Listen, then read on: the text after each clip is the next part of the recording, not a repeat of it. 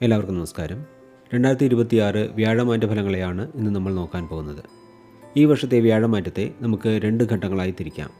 കാരണം 2026 ജൂൺ 2-ന് വ്യാഴം തൻ്റെ ഉച്ചരാശിയായ കർക്കിടകത്തിലേക്ക് മാറുന്നുണ്ടെങ്കിലും അവിടെ അധികകാലം നിൽക്കാതെ അതിവേഗം സഞ്ചരിച്ച് 2026 ഒക്ടോബർ 31-ന് അതിചാരമായി ചിങ്ങൻ രാശിയിലേക്ക് മാറും. അതിനുശേഷം 2027 ജനുവരി 25-ന് വക്രഗതിയിൽ വീണ്ടും കർക്കിടക രാശിയിലേക്ക് തന്നെ തിരികെ വരികയും 2027 ജൂൺ 26 വരെ അവിടെ തുടരുകയും ചെയ്യും. വ്യാഴത്തിൻ്റെ വക്രഗതിയും ഉച്ചസ്ഥിതിയും അതിചാരവുമെല്ലാം മകയിരം അവസാനത്തെ 2 പാദങ്ങൾ, തിരുവാതിര, പുണർദം ആദ്യത്തെ 3 പാദങ്ങൾ എന്നീ നാളുകൾ അടങ്ങിയിട്ടുള്ള മിഥുനക്കുറുകാർക്ക് നൽകാൻ പോകുന്ന ഫലങ്ങളെക്കുറിച്ചും ധനസ്ഥാനത്തേക്ക് വ്യാഴം വരുമ്പോൾ നിങ്ങളുടെ സാമ്പത്തിക ബുദ്ധിമുട്ടുകളെല്ലാം മാറി നേട്ടങ്ങൾ ലഭിക്കുമോ എന്നതിനെക്കുറിച്ചൊക്കെയാണ് ഇന്ന് നമ്മൾ വിശദമായി നോക്കാൻ പോകുന്നത്. മിഥുനക്കുറുകാരെ സംബന്ധിച്ച് ഇതുവരെ അനുഭവിച്ചിരുന്ന ദുരിതങ്ങൾക്ക് ശാശ്വതമായ പരിഹാരം ലഭിക്കാൻ പോകുന്ന ഒരു വർഷമാണിത്. കഴിഞ്ഞ ഒരു വർഷക്കാലമായി ജന്മരാശിയിൽ വ്യാഴം സഞ്ചരിച്ചിരുന്നതിനാൽ മാനസിക സംഘർഷങ്ങൾ, ആരോഗ്യ പ്രശ്നങ്ങൾ, സ്ഥാനചലനം, അപവാദം കേൾക്കേണ്ടി വരിക തുടങ്ങി പലവിധ പ്രതിസന്ധികളുടെയും നിങ്ങൾക്ക് കടന്നു പോകേണ്ടി വന്നു കാണും. എന്നാൽ 2026 ജൂൺ 2-ാം തീയതി വ്യാഴം ഉച്ചസ്ഥിതിയിൽ 2-ാം ഭാവമായ കർക്കിടകത്തിലേക്ക് മാറുന്നതോടെ ഇതുവരെ അനുഭവിച്ചുകൊണ്ടിരുന്ന ദുരിതങ്ങളെല്ലാം മാറും. ധനസ്ഥാനത്തേക്ക് ഉച്ചവ്യാഴം വരുന്നതിനാൽ സാമ്പത്തികപരമായി വലിയ കുതിച്ചുചാട്ടമുണ്ടാകും. കുടുംബത്തിൽ സമാധാനവും സന്തോഷവും തിരിച്ചെത്തും.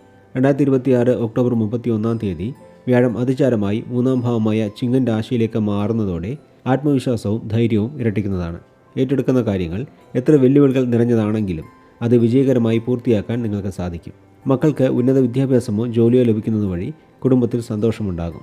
വിദ്യാർത്ഥികൾക്ക് പഠനത്തിലുള്ള താൽപ്പര്യം വർദ്ധിക്കും. ഉപരിപഠനത്തിനായി വിദേശത്തോ മികച്ച യൂണിവേഴ്സിറ്റികളിലോ പ്രവേശനം ലഭിക്കും. പഠനം കഴിഞ്ഞ് ജോലിക്ക് ശ്രമിക്കുന്നവർക്ക് നല്ല ജോലി ലഭിക്കും. നിലവിൽ ജോലി ചെയ്യുന്നവർക്ക് മേലധികാരികളിൽ നിന്ന് അംഗീകാരങ്ങൾ ലഭിക്കും. വിദേശത്ത് ജോലിക്ക് ശ്രമിക്കുന്നവർക്കും സ്ഥലം മാറ്റത്തിന് ആഗ്രഹിക്കുന്നവർക്കും അനുകൂലമായ വാർത്തകൾ കേൾക്കാൻ സാധിക്കും. മീഡിയ, കമ്മ്യൂണിക്കേഷൻ, മാർക്കറ്റിംഗ്, IT എന്നീ മേഖലകളിൽ പ്രവർത്തിക്കുന്നവർക്ക് വലിയ സാമ്പത്തിക നേട്ടങ്ങളും പ്രശസ്തിയും ഉണ്ടാകും. അവിവാഹിതരായവർക്ക് നല്ല വിവാഹാലോചനകൾ വരികയും വിവാഹം മംഗളകരമായി നടക്കുകയും ചെയ്യും. ബിസിനസ് ചെയ്യുന്നവർക്ക് പുതിയ ആശയങ്ങൾ പ്രാവർത്തികമാക്കാൻ സാധിക്കും. സാമ്പത്തിക ലാഭം വർദ്ധിക്കും. പഴയ കടങ്ങൾ പൂർണ്ണമായും കൊടുത്തു തീർക്കാൻ കഴിയും. സ്വന്തമായി സംരംഭങ്ങൾ തുടങ്ങാൻ ആഗ്രഹിക്കുന്നവർക്ക് സുഹൃത്തുക്കളിൽ നിന്നോ ബാങ്കുകളിൽ നിന്നോ സാമ്പത്തിക സഹായം ലഭിക്കും.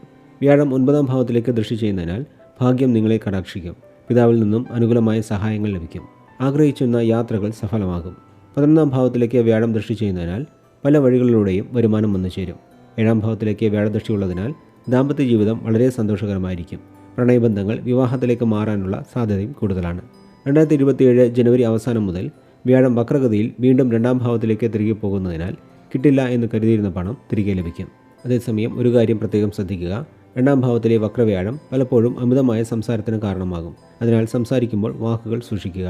പിന്നീട് 3-ാം ഭാവത്തിലേക്ക് വ്യാഴം മാറുമ്പോൾ സഹോദരങ്ങളുമായി ചെറിയ അഭിപ്രായ വ്യത്യാസങ്ങൾ വരാൻ സാധ്യതയുള്ളതിനാൽ അവരുമായി വിട്ടുവീഴ്ച ചെയ്യാൻ തയ്യാറാകണം. മൊത്തത്തിൽ നോക്കുമ്പോൾ വരാൻ പോകുന്ന വ്യാഴമാറ്റത്തിന് ശേഷം മിഥുനക്കുറുകാർക്ക് സാമ്പത്തിക പുരോഗതിയും മനസ്സമാധാനവും തൊഴിൽ മേഖലയിൽ മികച്ച വിജയം ലഭിക്കുന്നതാണ് എന്ന് പറഞ്ഞുകൊണ്ട് മിഥുനക്കുറു ജനിച്ചവരുടെ വ്യാഴമാറ്റ ഫലങ്ങളെ ഇവിടെ നിർത്തുന്നു. അടുത്ത വീഡിയോയിൽ കർക്കിടകക്കുറു ജനിച്ചവരുടെ ഫലങ്ങളെ നോക്കാം. അതുവരെ എല്ലാവർക്കും നന്ദി, നമസ്കാരം.